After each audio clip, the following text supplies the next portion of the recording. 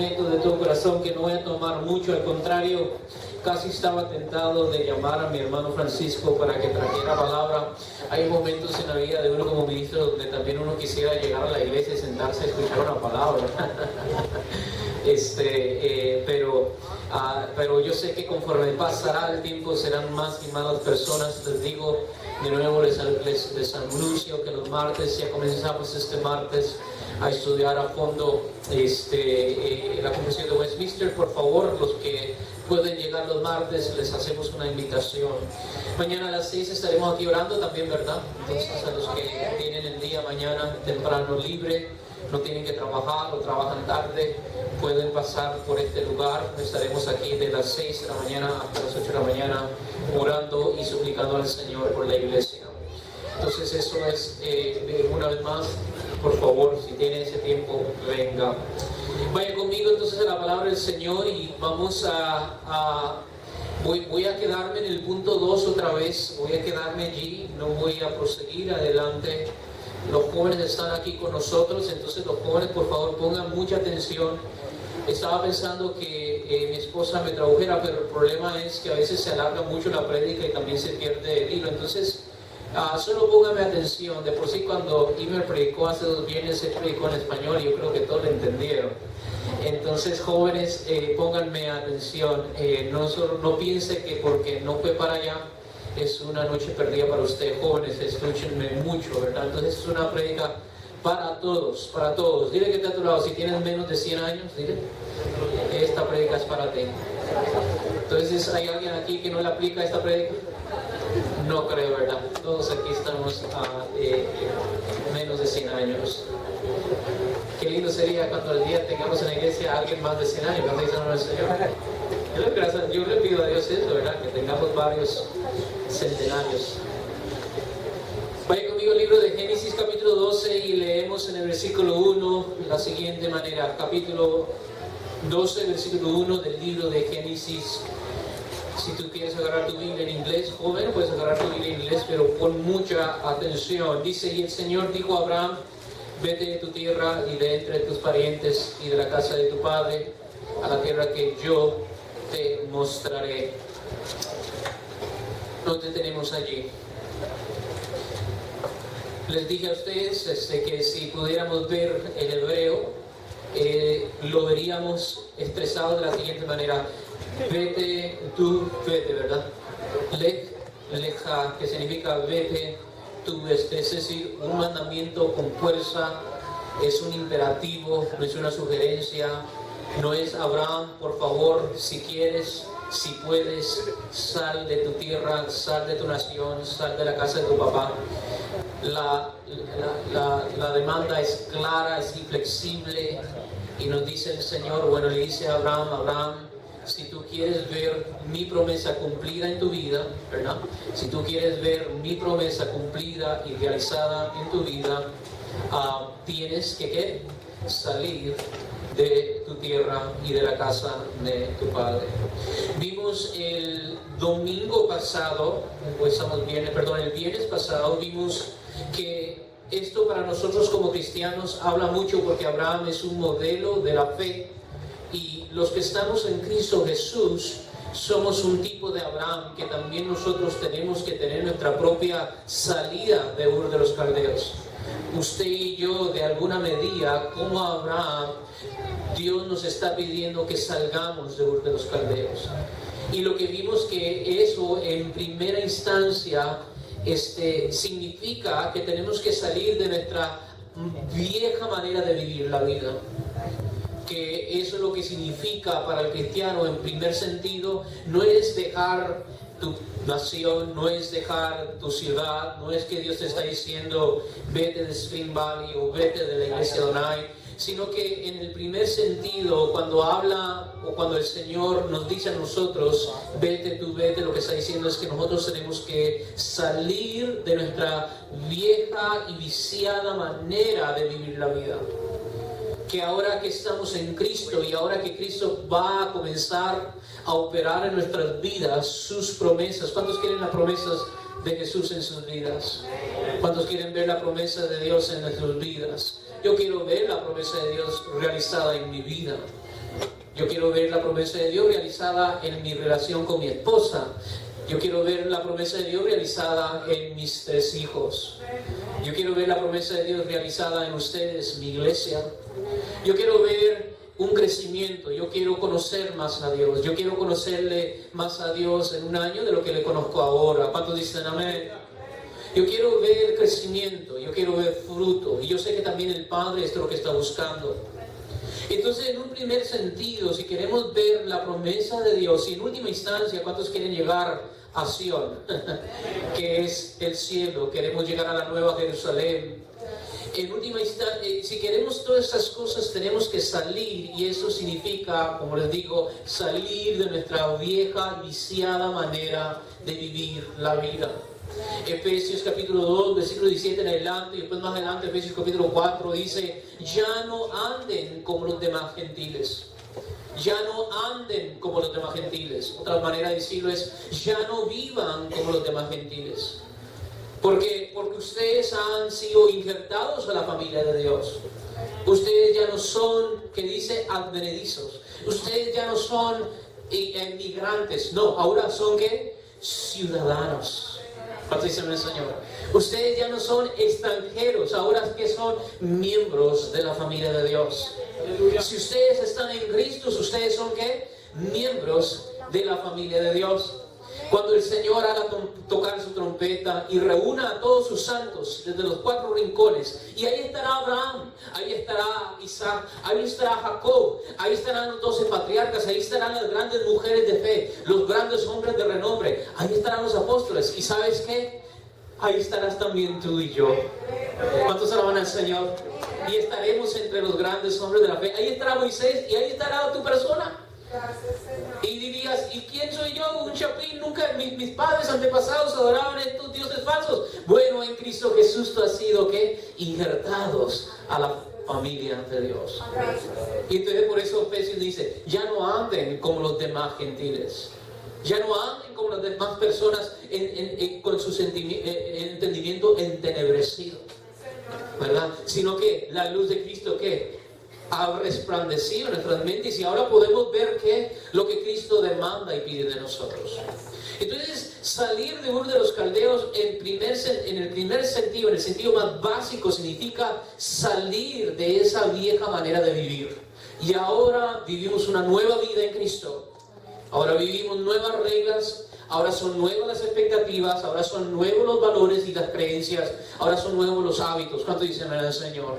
El que robaba, ya no robe más. El que mentía, ya no mienta más. El que calumniaba y chismeaba, ya no calumnie y chismee más. Cierre la boca, ¿verdad? El que fornicaba, ya no fornique. Deje la inmoralidad. Y entonces vivimos una nueva vida que sabemos le agrada al Padre. Pero en segunda instancia es también salir, y esto lo vimos el domingo que acabamos de tener juntos, y voy a quedarme aquí. Tenía en mente hoy terminar con el tercer punto, que significa salir de Ur de los Caldeos, y comenzar una nueva serie el domingo, pero quiero quedarme aquí, especialmente que ahora tengo los jóvenes conmigo. ¿Qué significa salir? También hemos entendido y hemos visto que salir de Ur de los Caldeos también significa que tenemos que salir no solo del pecado, pero también salir de aquellas relaciones que tenían base el pecado. Es decir, salir literalmente de nuestras asociaciones y relaciones. Abraham tenía que dejar su familia natural. Abraham tenía que dejar a su padre Taré. Abraham tenía que dejar a su hermano Harán, aunque yo creo que ya había muerto. Tenía otro hermano, Nacor. Abraham tenía que dejar sus mejores amigos, ¿verdad que sí? Abraham ya tenía casi 75 años cuando la voz de Dios le dice: sal de tu tierra y de tu parentela. Es decir, ya Abraham había echado raíces en su ciudad. Ya Abraham conocía al panadero de la esquina. Ya Abraham sabía cuál era su favorito restaurante. Ya Abraham tenía raíces emocionales, afectivas en el lugar donde él vivía. Y cuando Dios le dice: Abraham, sal de tu tierra, Abraham tenía que romper con esas relaciones. tenía que romper. Pregunta, ¿se hace difícil migrar aquí a este país? En parte por la cultura. Yo sé que el lenguaje es diferente, la cultura es diferente, pero yo creo que el elemento que lo hace más difícil es que no tenemos los mismos amigos y familias que teníamos, ¿verdad? Fuera, yo creo, más fácil vivir aquí y adaptarnos si tuviéramos a mamá, a papá, a toda la gentuza que teníamos, ¿verdad que sí? Era más fácil. Pero muchos de ustedes, ¿cómo llegaron a este país? Solos. Los más afortunados llegaron quizás con mamá, o con papá, o con un hermano, o con un primo. Pero la mayoría de ustedes llegó aquí solo. Y se hace más difícil el proceso de asimilización, de adaptarnos y de crecer y de prosperar. ¿Por qué? Porque nos encontramos solos. Bueno, Dios le estaba diciendo en cierta medida a Abraham: yo te quiero solo. Yo te quiero solo. Esas personas, yo sé que tú las amas y yo sé que ellas te aman, pero lo que yo quiero hacer en tu vida es tan especial que yo te necesito solo. Yo necesito que tú salgas de donde tú estás. Dios quería comenzar una nueva familia en Abraham, una nueva nación y unas nuevas asambleas de relaciones filiales con base al pacto que Dios estaba haciendo con Abraham y toda su descendencia. De igual manera, cuando Dios nos llama a nosotros por medio de Cristo Jesús, no solamente tenemos que salir de nuestra manera antigua, es decir, del pecado, pero además tenemos que salir de nuestras relaciones cuya base y cuyos vínculos es el pecado. ¿Se acuerdan cuando vimos esto? Dice que un discípulo le dice al Señor: Señor, permíteme primero que vaya y entierre a mi padre. ¿Y qué le dice Jesús a este discípulo? Deja que los muertos se entierren a sus muertos y tú ven y sígueme. ¿Cuántos de nosotros quizás, si hubiésemos recibido esta respuesta del Maestro, nos hubiéramos ofendido? Pero ¿por qué Jesús dice esto? ¿Por qué? Porque los que están fuera de Cristo están ¿qué? Están muertos. Están muertos en sus pecados y en sus delitos. Y temo también, y lo vamos a ver hoy, que muchos de los que estamos también en la iglesia estamos así. Y el Señor nos dice: salgan del medio de los muertos. Y ustedes han sido vivificados. Y ustedes, por lo tanto, tienen que asociarse ¿con quiénes? Con los vivos. Cuando dice el Señor, nadie aquí va a llegar a comer la cena con un cadáver, ¿verdad? No, nos asociamos con los vivos. Y bueno, los que estamos en Cristo estamos ¿qué? Vivos. Hemos nacido de nuevo. Cuando venimos a Cristo, nuestro corazón cambia. Por consiguiente, nuestros afectos, anhelos y deseos cambian. Ya no deseamos lo que otros gentiles desean. Ya no nos complacemos en las cosas que los otros gentiles se complacen. Ya no te vas a sentir a gusto en ese bar que solías frecuentar las noches solas. Ya no te vas a sentir bien con esas mismas amigas que solo hablaban de los chicos guapos. Ya no te vas a sentir cómodo o cómoda. ¿Por qué? Porque tu corazón ¿a qué? Ha sido regenerado, ha sido circuncidado. Ya no eres la misma persona. O, bueno, vuelvo a repetir, quizás esto llegará vacío al oído del que no ha experimentado esto. Pero para aquellos que hemos experimentado el cambio que produce Cristo en nuestras vidas, entendemos lo que estamos escuchando, ¿sí o no? Entonces ya no nos complacemos en lo que los otros se complacen. Nuestro gozo y satisfacción ahora son precisamente las cosas que el mundo las tacha de loco, de locura. Y esto incluye tu familia también natural, tu grupo viejo de amigos y relaciones profesionales. Es bien importante que nosotros entendamos esto. Yo creo que, y aquí es donde estamos fallando muchos de nosotros. Aquí estamos fallando muchos de nosotros porque pensamos que podemos vivir la vida que el Señor nos demanda vivir teniendo las mismas relaciones de antes. Y esto es sencillamente imposible. Dios literalmente le está diciendo a Abraham: de aquí en adelante no te unirás con nadie más que con aquellos que tienen el sello del pacto. Dios le está diciendo a Abraham: tus hijos y tus hijas solamente se casarán con otras personas del pacto. No harán alianza. Incluso una de las quejas de los profetas contra el pueblo de Israel es que habían hecho alianzas con las naciones extranjeras, y por eso, por medio de esas alianzas, se habían introducido cultos paganos al pueblo de Israel. El mejor ejemplo es Salomón, que hace este tipo de alianzas, y así es como entra la idolatría a la nación de Israel. Y Dios le está diciendo a Abraham: yo no quiero que tú hagas este tipo de alianza con otras personas de otras naciones, porque yo no quiero que ustedes adopten sus costumbres, y yo no quiero que adopten sus creencias. Suena severo, yo sé, pero es que ese es el precio a pagar por un llamado tan santo como el nuestro. Ustedes son santos. Cuando veces Dios le dijo esto al pueblo de Israel: yo soy santo, y porque yo soy santo, ustedes tienen que también ser, ¿qué? Santos. Y si eso se lo dijo al pueblo en el Antiguo Testamento, es decir, bajo el pacto todavía no completado, finalizado, por medio de la sangre del Cordero de Dios, ¿cuánto más santos ahora somos nosotros que la sangre del Cordero de Dios, el Hijo de Dios, Jesús, ha rociado en nuestras vidas? ¿Cuánto más santo es el pueblo ahora? Si era santo bajo la sangre de macho cabrío y becerro, ¿cuánto más santo ahora bajo la sangre del Cordero de Dios? ¿Cuánto más apartado, cuánto más consagrado debería estar el pueblo de Dios? De igual manera, los que estamos en Cristo hemos sido sacados y hemos sido injertados a la familia de Dios, el pueblo de Israel. Usted y yo, aunque no lo crean, somos parte del pueblo de Israel. Somos parte de la nación de Israel. Efesios capítulo 2, versículo 19 lo dice. Y por lo tanto hemos sido separados, hemos sido santificados. Eso es lo que significa santificar: apartar para un uso específico. Y hemos sido consagrados para la gloria y el servicio a Dios, y exclusivamente a Dios. ¿Cuál es el fin de la vida del ser humano? Para la gloria de Dios. Y lo lindo de la gloria de Dios es de que Dios se lleva la gloria tanto en los vasos de ira como en los vasos de honra.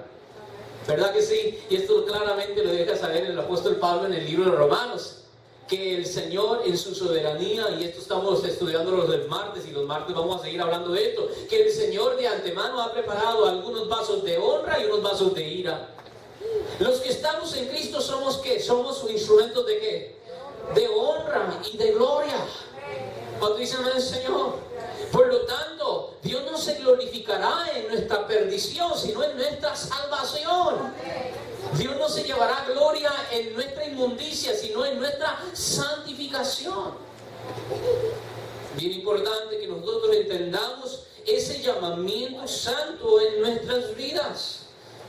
Somos consagrados para Dios, para adorarle, no solo como los otros gentiles que piensan. ¿Qué es lo que piensa el gentil en su mente entenebrecida? ¿Cómo es que se acerca a lo divino? Ellos piensan que por su palabrería serán oídos. Es un problema de la mente nuestra que tenemos antes de venir a Cristo, que pensamos que lo divino nos escucha si repetimos ciertas oraciones con frecuencia.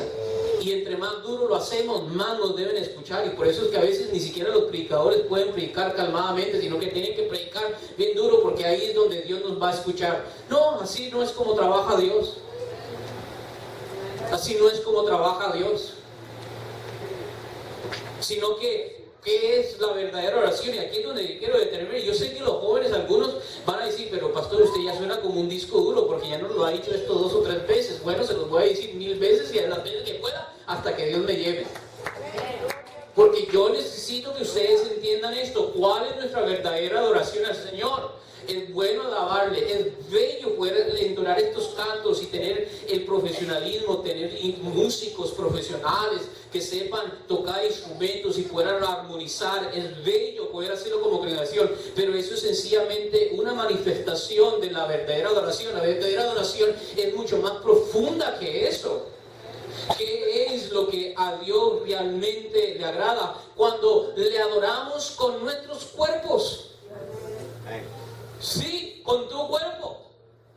Pablo en su carta a los cristianos en Roma les declara a ellos y nos dice a nosotros de manera muy explícita lo que significa verdadera adoración. Romanos capítulo 12 versículo 1 dice: os ruego por las misericordias de Dios que presentéis vuestros cuerpos como ¿qué? Sacrificio vivo y santo, aceptable a Dios, que es vuestro culto. culto racional. ¿Qué es el culto racional del cristiano? Presentar el cuerpo como un sacrificio vivo y santo, aceptable a Dios. Nótese que no hace mención de música. Nótese que no hace mención de ministros de música. Note que no hace mención de himnos o de cantos. Y fácilmente pudo haber dicho, ¿sabes qué? Yo necesito que en cada iglesia haya un grupo de alabanza porque esa es la adoración que Dios busca. Pero Pablo no nos dice eso. Pablo lo que está diciendo aquí es que vuestro culto racional es presentar sus cuerpos como sacrificios que vivos y santos, agradables para Dios. Este es el culto, diga conmigo, culto. Este es el culto racional, la palabra racional, lógica. Esta es la manera lógica, racional de adorar a Dios. Esa palabra culto que aparece en Romanos 12:1 en griego es latría. Aparece una vez más en el Nuevo Testamento en Juan 16:2, cuando Jesús les advierte a los discípulos lo siguiente. Dice, os expulsarán de las sinagogas y aún viene la hora cuando cualquiera que os mate pensará que rinde servicio. Esa es esta palabra, latría, a Dios, culto a Dios. Pareciera irónico, pero esta es la consecuencia lógica de nuestra verdadera adoración. Seremos apartados, seremos expulsados, seremos marginados y desechados por el mundo. Y ellos piensan que están haciendo bien, ya que nuestras prácticas como cristianos, como personas que estamos en Cristo, nuestras creencias y nuestros hábitos son tan opuestos a los del mundo, en especial nosotros que somos gentiles en la carne, que aun si no quisiéramos ser marginados, perseguidos y rechazados, yo creo que nadie en su sano juicio quiere estas cosas, por más que las evitemos, eso va a suceder. Jesús mismo lo dijo en Lucas, ¿pensáis que vine a dar paz en la tierra? No os digo, sino más bien vine a ¿qué? A traer división. Reina Valera lo pone disensión. Porque desde ahora en adelante, Lucas 12:51, 5 en una casa estarán divididos, 3 contra 2 y 2 contra 3. Porque de repente los dos se convierten a Cristo, sus vidas cambian y los otros 3 dicen, estos se nos volvieron fanáticos.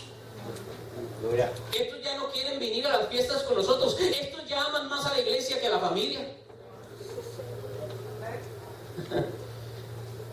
Y esa es la división que Cristo está hablando. Es lo que causa Cristo en la vida de creyentes. Antes de que seamos unidos al cuerpo del Señor, que es que su iglesia, primero nos separa, nos divide y nos corta del mundo. Y eso incluye nuestras relaciones anteriores a Cristo. Y la pregunta que tenemos que hacer entonces, ¿estamos dispuestos a ser divididos, a ser separados y a salir de aquellas relaciones que quizás antes de Cristo le daban el sentido a nuestra vida?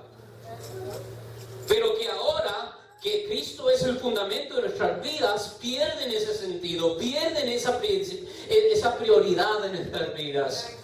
Jesús dijo, el que ama a papá o a mamá, escuchen, el que ama a hijo o hija más que a mí, dice él, no es digno de mí.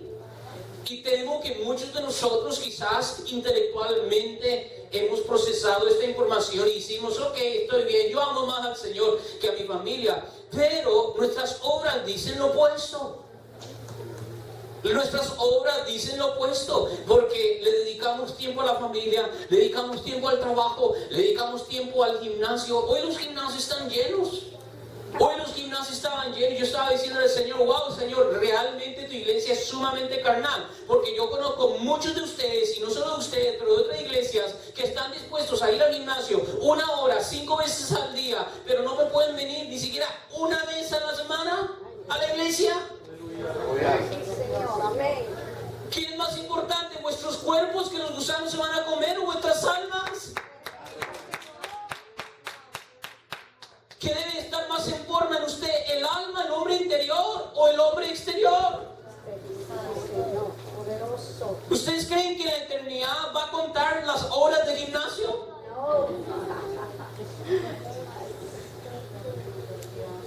Y por eso es que Pablo dice que el ejercicio ¿para qué? Para poco aprovecha. ¿Por qué? Porque aprovecha solo para esta vida. Pero la piedad santificación tiene recompensa eterna. No le estoy diciendo, no estoy diciendo, no vaya al gimnasio. Lo que estoy diciendo es que, lógicamente, si usted dedica, digamos, 1 hora por día, 5 veces a la semana, esas son 5 horas, entonces al Señor le tienes que dedicar por lo mínimo 3 veces más 15 horas. 15 horas. Aleluya. Gracias, Señor. Aleluya. Poderoso. Yo sé que muchas veces nosotros decimos, no, yo amo más al Señor que mi hijo, pero pregunta, ¿qué si Jesús un día te levanta como levantó el Padre a Abraham? Dame tu hijo, tu único hijo, ¿verdad? A veces hasta comprometemos la integridad del Evangelio con tal de agradar a nuestros hijos. Consentimos más a nuestros hijos que guardar la ley de Cristo. Vuelvo a repetir, tenemos que hacernos la pregunta, ¿será que yo estoy dispuesto a pagar este serio precio? ¿Será que como Abraham estoy dispuesto a salir de mi tierra y de mi parentela? Nuestra salida de Ur de los Caldeos no es que dejemos de amar a esas personas, no es que dejemos de amar a papá, mamá, jamás el Señor no nos está pidiendo eso. No es que dejemos de inclusive amar al prójimo, al contrario, el Señor claramente nos demanda que hay que amar al prójimo como nos amamos a nosotros mismos. Sino que en Cristo lo que nos está diciendo el mandato, la orden es clara, hay que dejarlo todo atrás para alcanzar una mejor y mucho más gloriosa promesa en Cristo Jesús, que es la vida eterna y la santificación de nuestros cuerpos. Muchas veces tenemos conceptos sumamente altos de nosotros mismos. Y nos pasa, y le pasa especialmente a los jóvenes, porque ese es el pecado de la juventud. El pecado de la juventud, porque yo todavía soy joven, estoy saliendo, estoy como ya en la cola de la juventud, estoy entre la juventud y ya podemos decir adulto, ¿verdad? Uno deja la juventud como eso de entre 32 a 40. Algunos me ven raro, ¿de qué está hablando esto?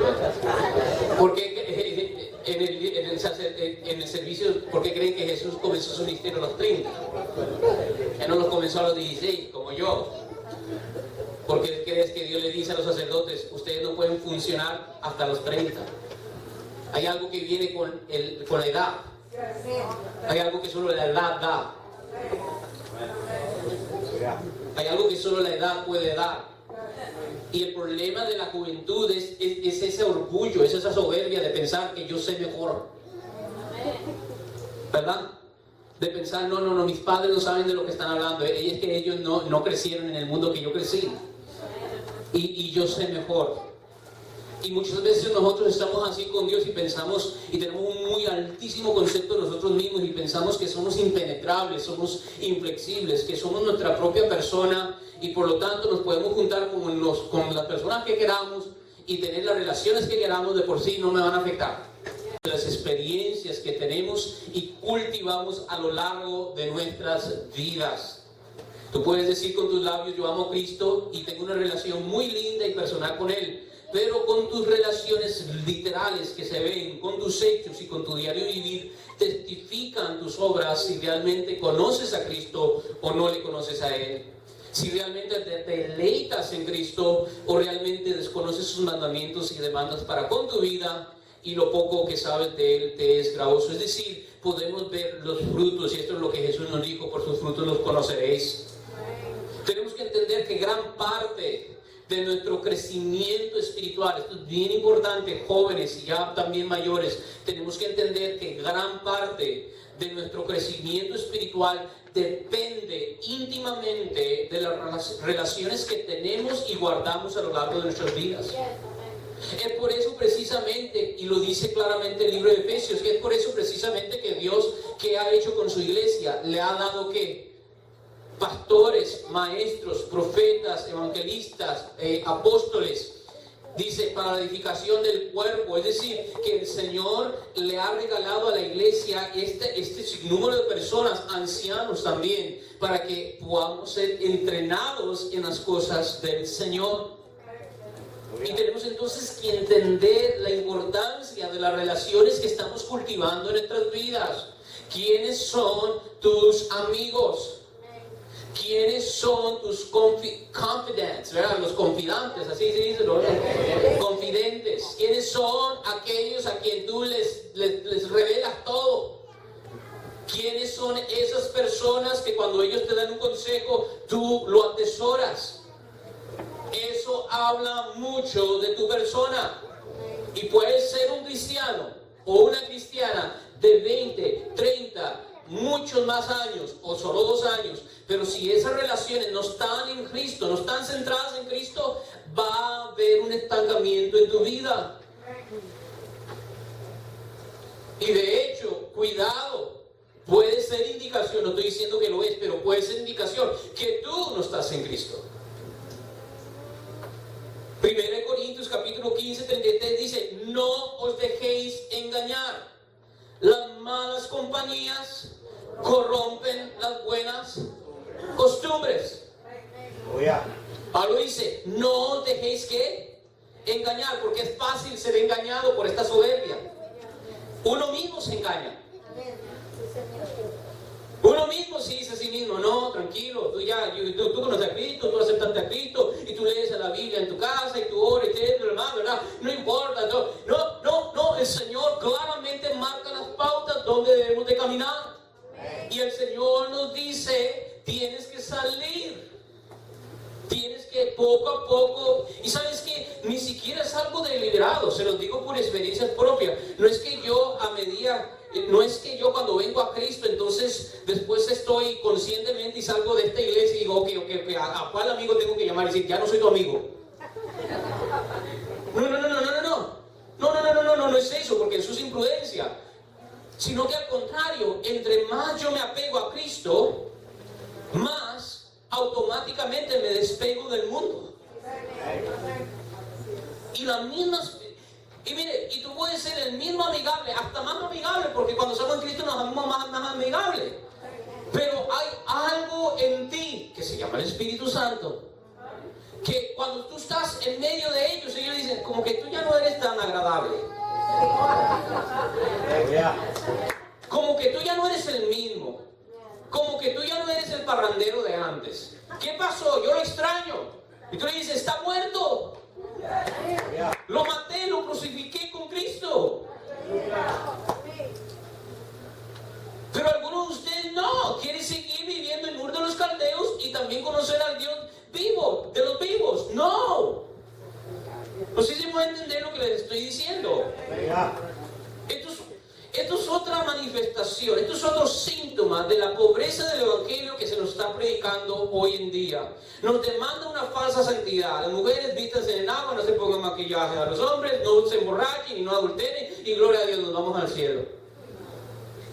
Eso es importante, eso. Claro que sí. Pero nosotros somos, ¿qué dice Pedro? Somos ¿qué? Un pueblo escogido por Dios. Un linaje santo. Dios nos ha apartado para su gloria y para vivir para su gloria. Y por lo tanto eso se tiene que manifestar en cada área de nuestras vidas. No se dejen engañar una vez más. 1 Corintios capítulo 13, versículo 33. Las malas compañías corrompen las buenas costumbres. Tú me puedes escuchar hoy y me puedes escuchar el domingo y puedes escuchar una buena predica, pero si entre semana te estás reuniendo con personas que son mal habladas, obscenas, chismosas, llenas de ira, faltas de perdón, hablan mal de todo el mundo, hablan mal del pastor, hablan mal de la iglesia, te seducen al pecado, déjame decirte una cosa, ese será el factor que influye. Ese será el factor que influye en tu vida.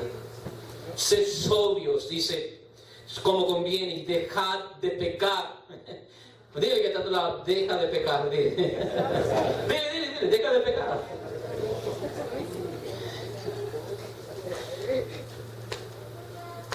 Deja de pecar. ¿Cuántos dicen en el Señor? Si alguien viene al consultorio del médico, porque los niveles de azúcar están altos o la presión está alta y el hombre está muy sobrepeso, ¿qué le va a decir el doctor? Deja de comer mal, deja de pecar. Pablo nos está diciendo, deja de pecar. ¿Y cómo dejamos de pecar? En un sentido, dejamos de pecar cuando dejamos de asociarnos con pecadores. Yo sé que suena fuerte, pero es la verdad. Si te asocias con pecadores, es un poco de levadura, que dice la Biblia, le da toda la masa. Se te van a pegar sus costumbres, se te van a pegar sus dichos. Es bien importante, dejen de pecar porque algunos no tienen conocimiento de Dios. Abraham necesitaba salir de la casa de su papá, que era un idólatra, si realmente quería conocerle más a Dios. De igual manera, nosotros tenemos que terminar con muchas relaciones, quizás íntimas, quizás muy importantes, si queremos crecer en nuestra fe, que es en Cristo Jesús. Para que miremos a qué grado, yo quiero que ustedes miren a qué grado debemos de separarnos de lo falso. Mira, yo quiero que ustedes entiendan esto, porque esto, vuelvo a repetir, esto ya no se predica. Mira, hermanos, yo cuando predico sermones así, no se enoja el mundo, se enoja la iglesia. Así perdidos estamos hoy en día. Que el mundo se enoje bien, se enojó con Cristo, se enojó con los apóstoles, se enojó con el tema, se enojó con los profetas, pero que la iglesia se enoje. Yo quiero que ustedes miren a qué punto de consagración deberíamos cuidar nuestras vidas. Vaya conmigo a 1 Corintios capítulo 5 versículos 9 al 11, y esto les va a caer como agua bien fría en la madrugada a muchos. ¿Cuántos se acuerdan cuando había que bañarse con agua fría? Estaba fría la mañana y uno no quería entrar a la ducha. Cada vez que visito Costa Rica es una experiencia torturosa cuando entro al baño. Aunque ya ha avanzado la tecnología, se está desarrollando Costa Rica. Pero cada vez que voy, Dios mío, entrar al baño es toda una experiencia. Miren lo que dice 1 Corintios capítulo 5 versículos 9 al 11. ¿Lo tienen conmigo? Le voy a leer la versión que yo tiendo a usar. Ustedes no pueden seguir con la Reina Valera. En mi carta suscribí que no anduvierais en compañía de personas inmorales, pero no me refería a la gente inmoral de este mundo, o a los avaros y estafadores, o a los idólatras, porque entonces tendrías que salir del mundo, ¿sí o no?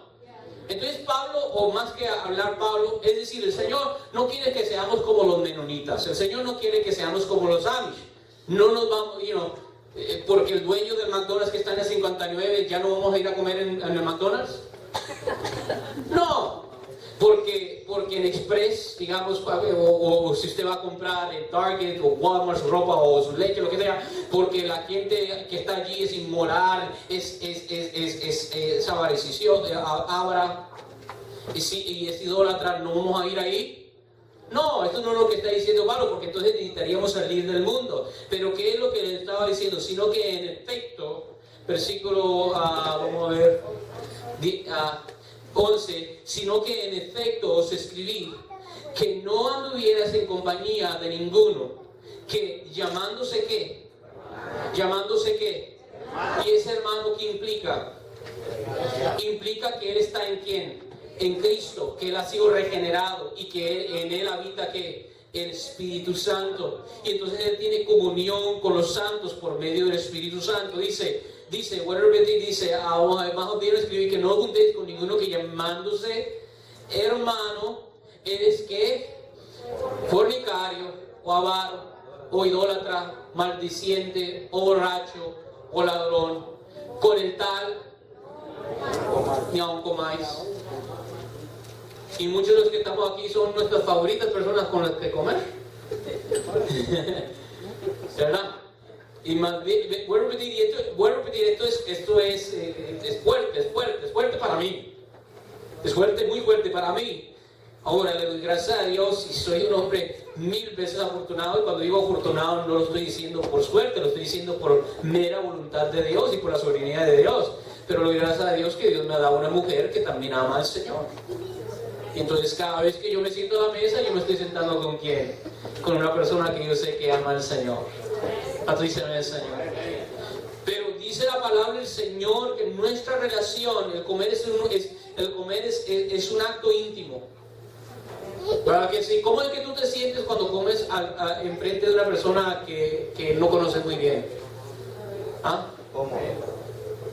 Bueno, algunos de ustedes no son penosos, a ustedes no les importa, ¿verdad? Pero digamos, si yo, algunos de ustedes, con ustedes yo no me relaciono con algunos mucho, ¿verdad? Son pocas las veces que nos relacionamos con el templo, pero digamos, si yo o un pastor o alguien viene a ti, ¿cómo es que comienzas tú a comer? Mira, tú nunca has usado, ¿verdad?, los tenedores. Tú nunca has usado butter knife, ¿verdad? Nunca lo usaste, pero ese día lo estás usando y tú estás muy fino, ¿verdad? Como la princesa Diana y tal.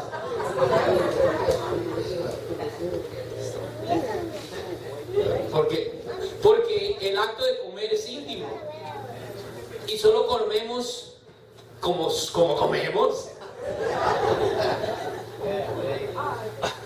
¿Verdad? Con aquellos con los que tenemos que confianza. ¿Verdad? Y lo que el Señor nos está diciendo, ese grado de confianza solo lo merecen aquellos que están genuinamente en el Señor. Esto es un trago fuerte, esto es un trago bien fuerte, esto implica mucho para nosotros. Y vuelvo a repetir, nos han predicado solo la otra mitad. ¿Y cuál es la otra mitad? De que hay que hacer buenas obras y hay que sentarnos, digamos, con los pecadores, porque el Evangelio y lo que Jesús dijo, ¿verdad? No es los sanos que necesitan médicos, sino que son los enfermos. Y entonces nos creemos en Jesús ahí, ¿verdad? Pero vuelvo a repetir, hay que situar todas las cosas en su lugar y ver todo el consejo bíblico. Y lo que dice la palabra del Señor es que la iglesia y los miembros de la iglesia tienen que cuidar sus relaciones personales. Y nuestras relaciones con las demás personas van a determinar en gran medida nuestro crecimiento en la fe. Lot eventualmente tuvo que salir ¿de qué? De la casa de Abraham. Porque Lot cuando salió, ¿se acuerdan? Abraham salió con Lot. Pero llegó un punto donde los pastores de Lot y los pastores de Abraham, ¿qué? Peleaban. Es decir, necesitamos estar aislados. El Señor quiere lidiar con nosotros.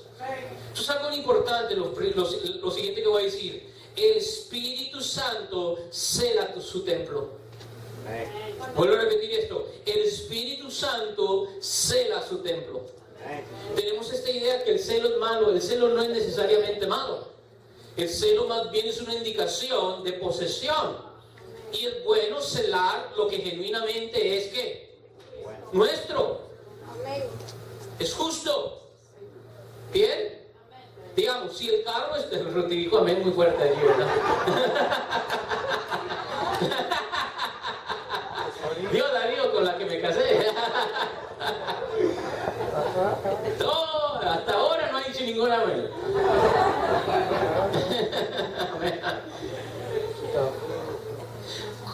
¿Cómo te sentirías tú, digamos, si tú, muchos aquí suelen vivir en un cuarto, en una casa con muchas otras personas, ¿verdad?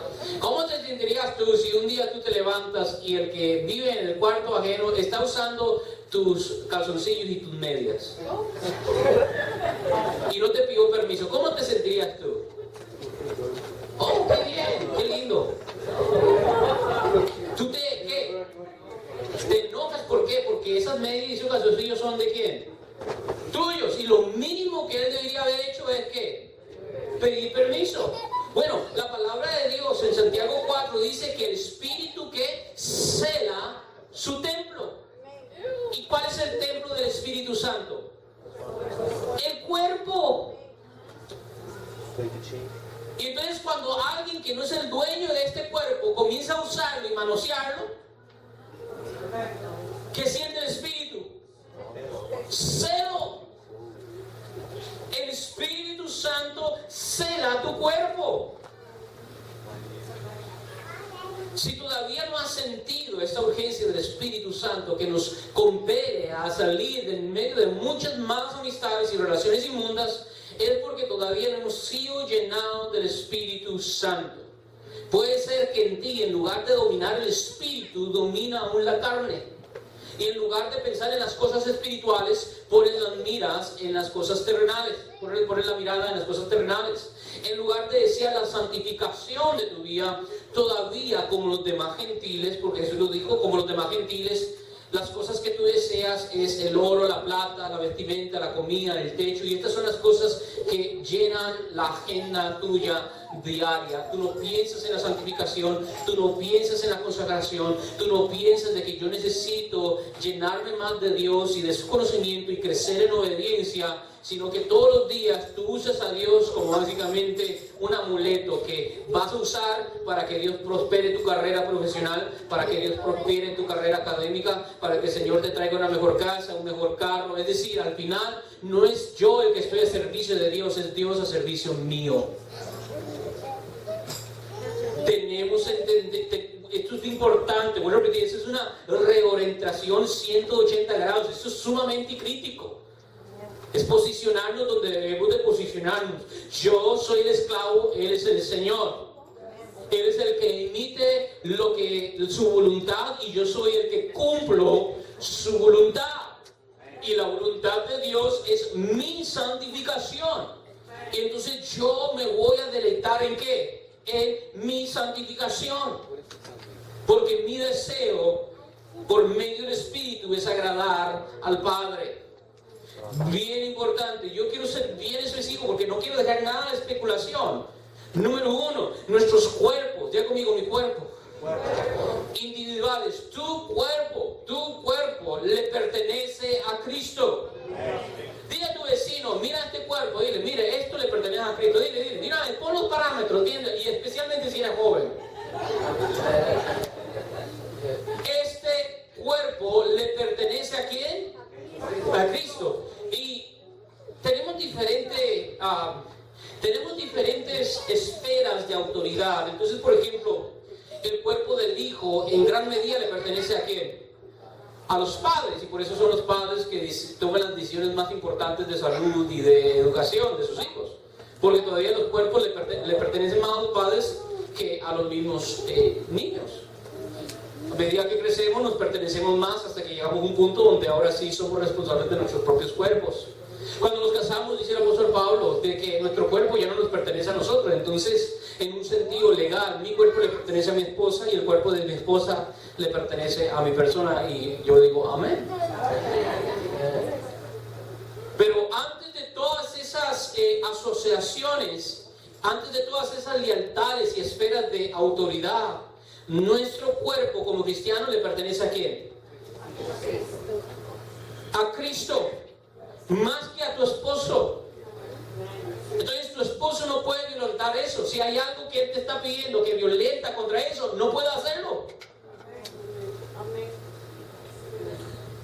No puedes. O y viceversa. Igual a los padres. ¿Por qué? Porque en primer lugar nuestro cuerpo le pertenece a Cristo.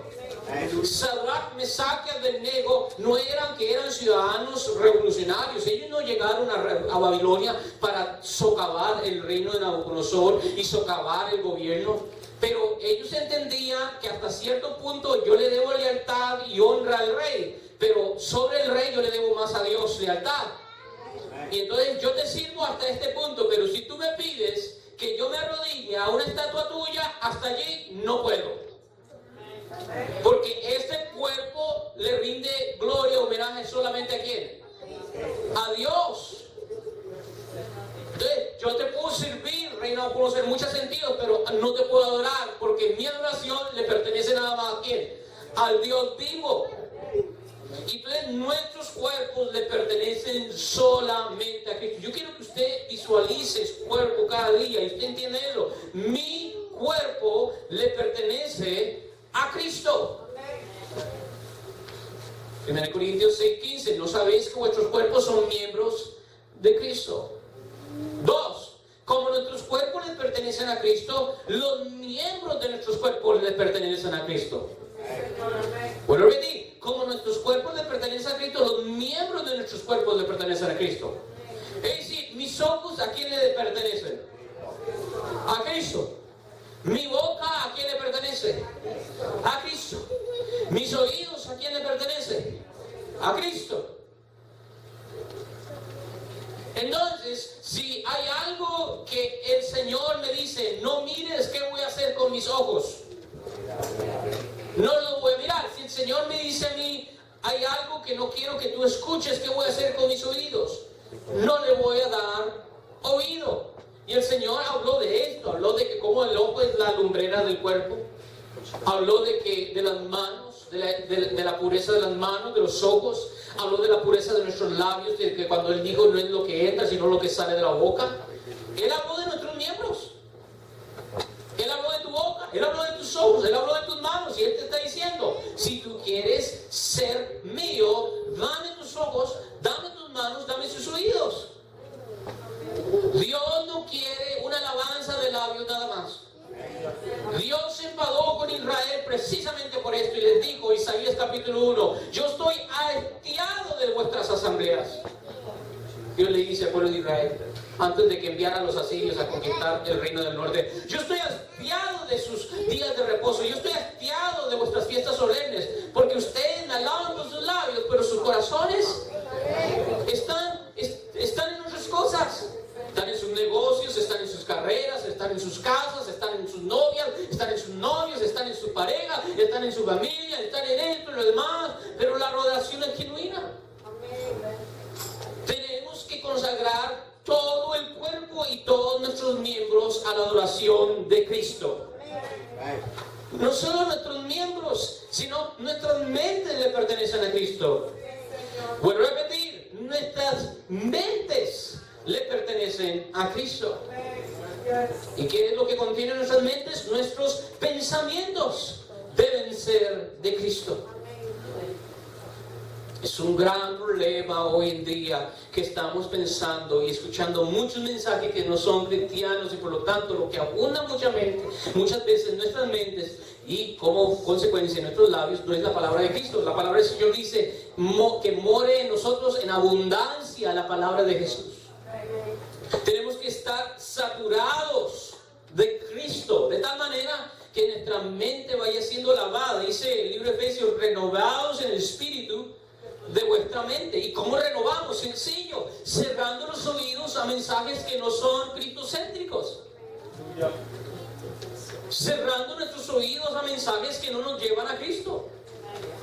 Y solo poniéndole más atención a aquellas cosas que saturan nuestro ser del Señor. Nuestras mentes son de Cristo, nuestros pensamientos son de Cristo. Pablo dice en Corintios que los que son de la carne piensan en las cosas de la carne. Hermanos, se los digo, tenemos hoy día una iglesia carnal. Ahora sabemos que no es iglesia, sabemos que esa iglesia, cuando el justo juicio de Dios venga y queme, ¿qué es lo que le va a pasar a esa iglesia que no era iglesia? ¿Qué le va a pasar a la cizaña en el juicio final de Dios cuando venga el fuego? ¿O quemará? Y solo el oro refinado quedará. Solo el verdadero trigo quedará. Pero hermanos, tengan cuidado, tengamos cuidado. Porque la carne no agrada a Dios. La carne no puede hacer la voluntad de Dios. Entonces, no tratemos de carnalizar el evangelio, sino que al contrario, muramos a la carne. Matemos los deseos de la carne, para que así en el poder del Espíritu podamos hacer la voluntad de Dios. ¿Y cómo hacemos esto? Pensando en las cosas del Espíritu. Pensando en las cosas del Espíritu. El que es carnal en las cosas de la carne piensa, el que es espiritual en las cosas del Espíritu. La iglesia le pertenece a Cristo. La iglesia no nos pertenece a nosotros los pastores. La iglesia no le pertenece a los que diezman. La iglesia no le pertenece al Estado. Estamos incorporados en el Estado. La iglesia le pertenece a Cristo. Me gusta la analogía porque es propia y al final esta es la única razón realmente, mira, te voy a decir un misterio, es un misterio grandísimo. Al final la única razón porque realmente el matrimonio importa es porque es un tipo de Cristo y su iglesia. Porque al final en el cielo ni siquiera nos daremos en casamientos, entonces al final ni siquiera el matrimonio perdura. Pero la única razón por la cual es importante es porque es lo que era el tabernáculo en el Antiguo Testamento, es un tipo de Cristo. Y me gusta porque Pablo le dice, mira lo que Pablo dice, estoy celoso de vosotros con celo de Dios porque os desposé a un esposo, para presentarlos como virgen pura a Cristo. Es decir, el trabajo del pastor o el trabajo de liderazgo de la iglesia es presentar a la iglesia como una virgen pura, para que cuando Cristo vuelva, la iglesia esté santa, limpia, pura y sin mancha. ¿Cuándo dice amén, Señor? Pero hoy no es lo que estamos haciendo. Lo que hoy estamos haciendo es preparando empresarios, preparando vencedores, y todo eso es bueno y hay tiempo para eso. Pero vuelvo a repetir, ese no es el enfoque. El enfoque es que preparar a la iglesia para encontrarse con su futuro marido, que es Jesús. Tenemos que santificarnos. Usted tiene que santificarse, y mi trabajo es recordarle eso y exhortarle eso y animarlo a hacerlo. Y mutuamente nos edificamos, porque qué feo sería si cuando venga Cristo me diga el Señor: mira, todo este tiempo te puse a pastorear esta iglesia y lo único que hiciste es llenaste el programa y sencillamente entreteniste a las masas, pero ¿a dónde está el fruto? ¿A dónde está la santificación? Yo necesito ver en cada uno de ustedes, como lo necesito ver en mi vida, en la familia mía, que hay santificación. Que cuando tú llegaste aquí hace 2 años, ya tú hoy no eres la misma persona. Pero si no veo eso, primero que todo, yo me tengo que atemorizar y tengo que ir al Señor: Señor, estoy haciendo mi trabajo. Estoy haciendo yo, el pastor, el trabajo. Estoy dando un buen modelo. Puede ser que yo soy el responsable.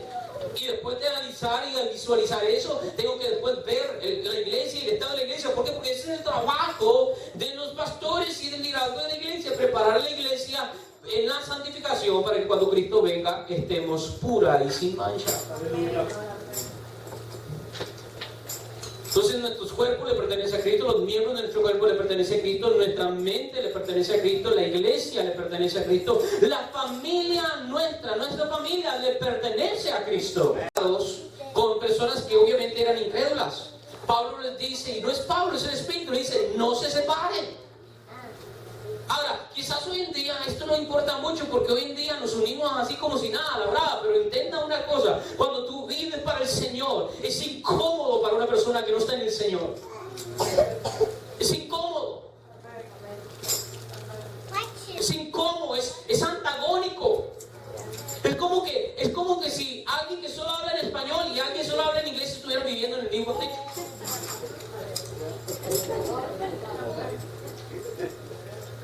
¿En serio? El problema es que, vuelvo a repetir, hoy en día, como la iglesia ya el mensaje no nos demanda santificación, vuelvo a repetir, uno puede ser cristiano y ser el mismo mundano. Pero eso no es así.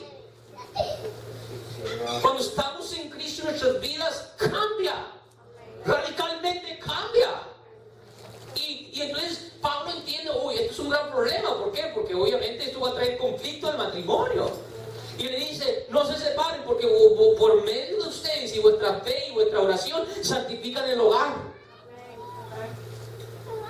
Y entonces pónganse de acuerdo con el cónyuge. Si ellos están de acuerdo de que, ok, yo tolero esta fe, yo tolero tu devoción a Cristo, está bien, vivamos juntos, entonces quédense ahí, porque ustedes santifican el hogar. Entonces nosotros y nuestra familia le pertenecen a Cristo. Mi hija Yuri le pertenece a Cristo. Mis 2 pequeños le pertenecen a Cristo. Mi esposa le pertenece a Cristo. Mire, yo voy a tratar a mi esposa, maridos, quiero hablar con ustedes. Yo voy a tratar a mi esposa de una manera muy diferente si la miro como una hija de Dios. Si yo a ella la miro nada más como una mujer más que tristemente se enamoró conmigo, será otro el trato. Pero si yo la miro a ella como una hija del Dios Altísimo, como una mujer por la que Cristo murió en la cruz del Calvario, y como una persona que tiene el Espíritu Santo en ella, mi trato con ella va a ser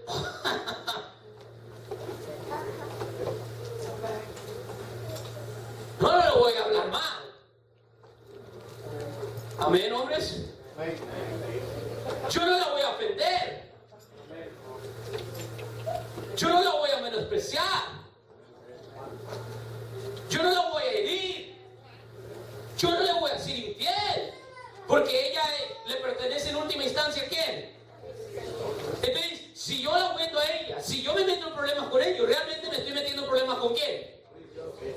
Con mi Señor. Por eso es que Pedro nos dice que con sus esposas para que vuestras oraciones, ¿qué? No sé si es Pedro o Pablo que lo dice, no sean interrumpidas. Es decir, mi vida de oración, mi vida de devoción es trancada cuando está tomada mi esposa. Ay, ya los hombres se pusieron serios, como que hay que hablar con ustedes, hombres. Esto debería ser básico, esto debería ser ABC. Igual mis hijos. Igual mis hijos. Yo no voy a abusar a mi hija verbalmente. Yo no voy a abusar a mi hija emocionalmente. Y ciertamente no sexualmente. ¿Por qué? Porque ella es una hija, una princesa de Dios. Entonces, mi familia le pertenece a Cristo. Mis hijos le pertenecen a Cristo. Es otra, voy a repetir, es otra dimensión. Cuando tú vives de esta manera, ¿ustedes creen que vamos a vivir igual que el resto del mundo? No. Pero ese es el problema, que el evangelio que muchas veces nos presenta no nos hace estas demandas, sino que nos, como compartió ayer nuestro hermano Alfonso en el ensayo con los jóvenes, con los muchachos, donde dice Judas, dice que han habido algunos hombres que encubiertamente han entrado y que han hecho con la gracia de Cristo, la han convertido en libertinaje. ¿Verdad? Y no podemos hacer eso. La gracia de Cristo no es una licencia para seguir viviendo en maldad y en pecado. La gracia de Cristo es precisamente la motivación y el poder de Dios que nos ayuda a vivir las vidas que Dios nos demanda. Quiero terminar con este punto. En el Antiguo Testamento, una bella e inspiradora mujer que yo creo que todo hombre, que toda persona, que todo hombre y mujer de Dios que está en Cristo debería modelar su vida, y es la mujer esta mujer se llama Ruth. ¿Cuántos quieren escuchar cuando han leído la historia de Ruth? Una bella historia, ¿verdad que sí? Muy bella historia, pero quiero llamarles la atención a unos versículos particulares. Vaya conmigo, y con esto estamos a punto de terminar. Ruth, capítulo 1, vaya conmigo a Ruth, capítulo 1, versículos 15 al 17. Vaya conmigo a Ruth, capítulo 1, versículos 15 al 17. Cuando tengan, digan amén.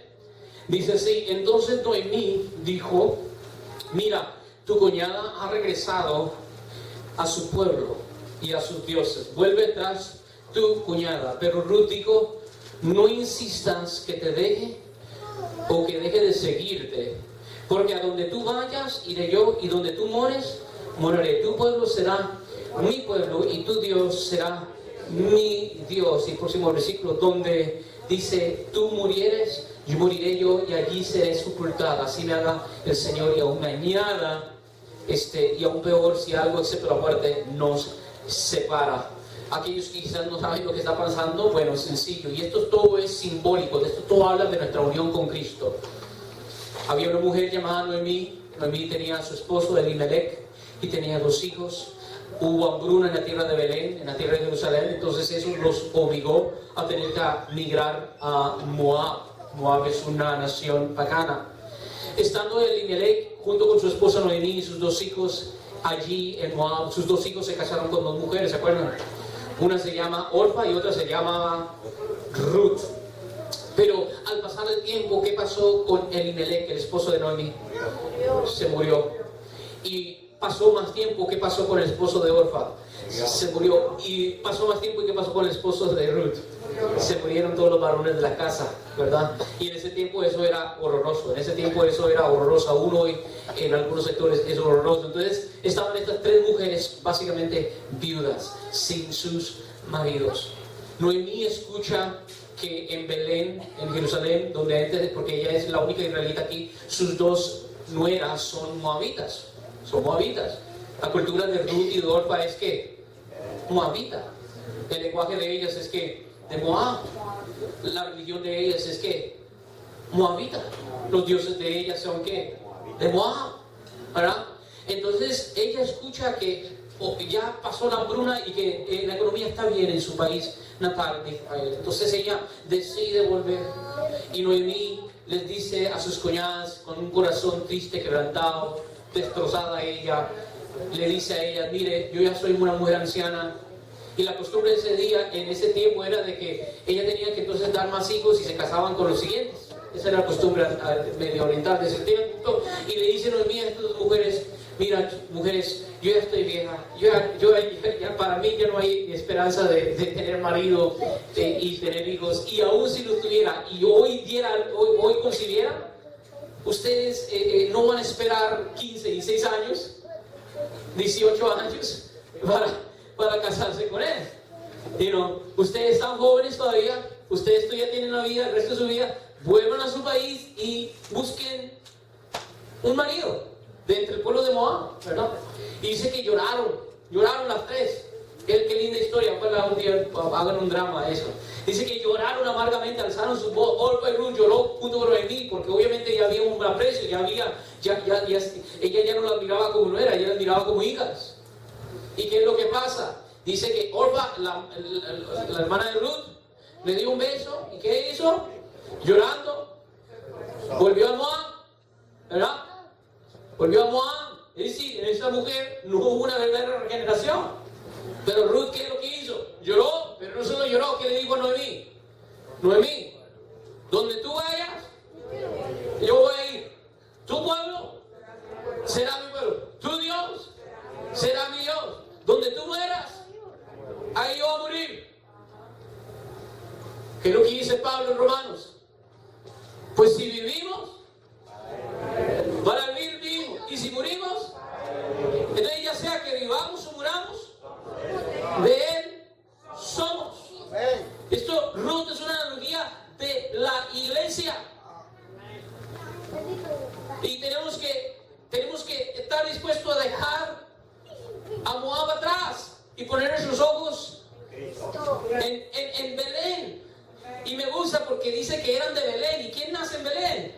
Todo esto es simbología de Cristo. Es decir, el marido de Ruth tuvo que morir para después ella poder llegar a Belén, y en Belén ahí se iba a encontrar con un hombre que se llamaba ¿qué?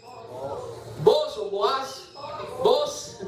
Boaz, el único que podía legalmente redimir a Ruth. ¿Y qué vemos allí? Que cuando llega allí, ciertamente se casa con Boaz, y Ruth es injertada en la familia de ellos de tal manera que llega a ser una progenitora de Cristo. Entonces, Dios quiere a cada uno aquí pegarnos a la familia. ¿No te dicen amén? Dios quiere hacer como Ruth, quiere sacarte de donde tú venías, de tus pasados, de tus antepasados. Muchas veces escucho palabras, hoy en día escuchamos muchas palabras, especialmente en esferas pentecostales, ¿verdad? De que de repente tu bisabuelo era un chamán y entonces hay una maldición que se traspasó allí y después hay que quebrantar eso, ¿verdad? Y hacemos encuentros para poder decretar y para poder quebrar por maldiciones del pasado y esto lo demás. El Señor, por el poder de su Espíritu, te está quitando de tu pasado y te está ahora ¿qué? Poniendo en la familia de Cristo, de Dios. Pero como Ruth tenemos que estar dispuestos a ¿qué? A dejarlo. No podemos ser como Orfa, llorar y ser intentar decir te amo, pero nuestras obras dicen lo contrario. Tenemos que dejar las viejas relaciones, las viejas asociaciones, la vieja cultura, porque Dios nos quiere dar una nueva cultura. ¿Cuánto dicen nada, Señor? Pongámonos de pie y leamos Colosenses 3:5. Dice: haced morir pues lo terrenal en vosotros. Colosenses 3:5. Haced morir pues lo terrenal en vosotros. ¿Y qué es lo terrenal? Fornicación. Y entonces, eso es un buen examen para analizarte. Si estas cosas están pasando en tu vida, hay que hacerlas morir ahorita, en esta noche. Amén. Amén. Haced morir pues lo terrenal en vosotros. ¿Y cuáles son estas cosas? Fornicación, impureza, pasiones desordenadas, malos deseos y avaricia. ¿Qué es qué? Y idolatría. Y me gusta lo que dice: cosas por las cuales ¿qué? Esa es otra cosa. Nos pintan un Dios que nunca se enoja. Qué cosa horrible es caer en las manos de un Dios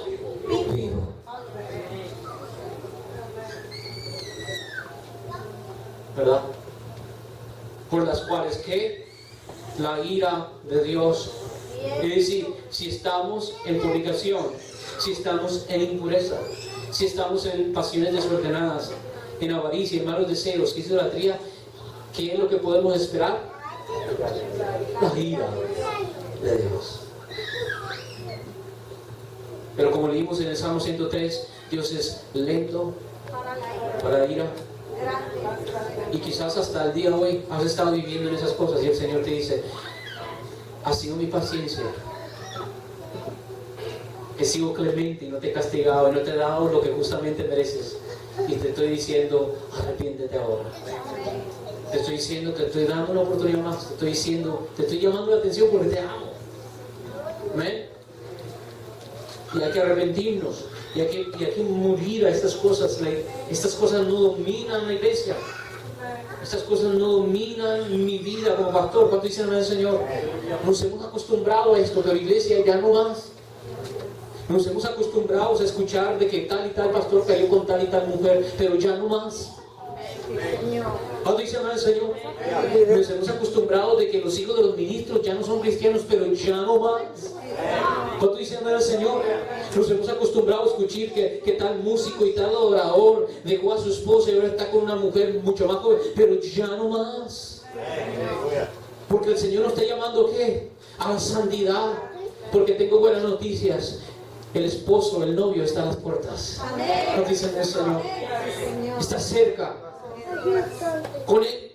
No les puedo decir que ya vienen 2 días o 3 días, pero sí les puedo decir, estamos mucho más cerca que el apóstol Pedro y el apóstol Pablo hace 2000 años.